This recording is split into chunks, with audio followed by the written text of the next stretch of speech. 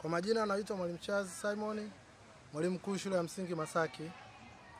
Napenda kusoma taarifa fupi ya ujenzi wa madarasa mawili ya kituo cha walimu, yani TRC, kupitia programu ya GPE-TSP ya tarehe 18 mwezi wa 9 2025.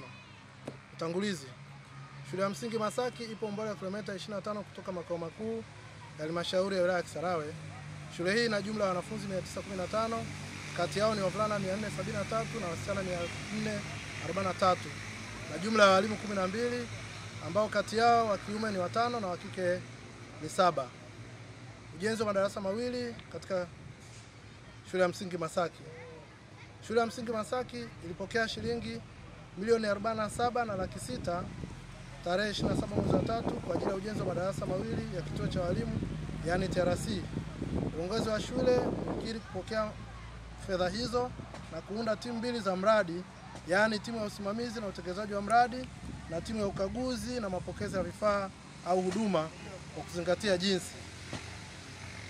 Kwa mujibu wa mapokezi ya fedha, mradi unapaswa kuanza kutekelezwa mwezi Juni mwaka 2025, lakini haukuweza kuanza kutekelezwa kutokana na changamoto mbalimbali zitakazoelezwa hapa chini.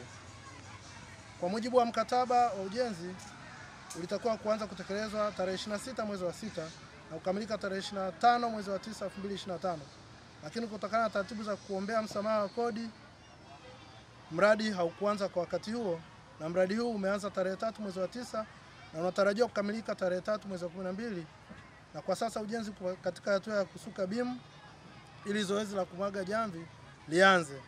Kazi inaendelea kufanyika na jumla ya fedha iliyotumika kwa ajili ya ununuzi wa vifaa na malipo ya fundi mpaka sasa ni shilingi 00, kwa maana kwamba fundi pamoja na mzabuni wa vifaa bado hajaanza kulipwa.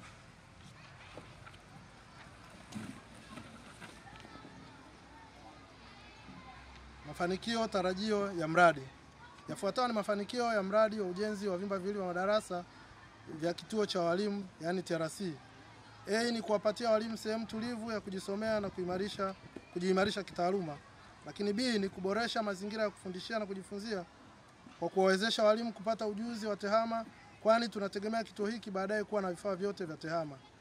Lakini C ni kituo hiki kitakuwa ni chachu ya kutekeleza sera ya MEWAKA, kwa maana mafunzo endelevu ya walimu kazini kwa kata ya Masaki na kata za jirani.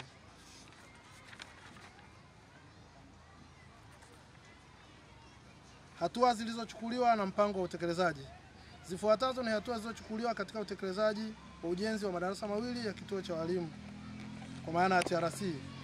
Moja, timu za utekelezaji wa mradi kubeba baadhi ya majukumu. Kwa mfano, ofisi ya mtendaji wa kata na mtendaji wa kijiji kwa kushirikiana zilihakikisha kuwa eneo la ujenzi linasafishwa tayari kwa kazi. Lakini jambo jingine ni timu ya usimamizi na utekelezaji wa mradi kusimamia mafundi ili ujenzi ukamilike haraka. La mwisho ni kutumia nguvu kazi ya wakazi wa eneo la mradi kufanya shughuli mbalimbali kila zilipo au zitakapojitokeza, kwa mfano kushusha vifaa na kuviweka kwenye store. Asante.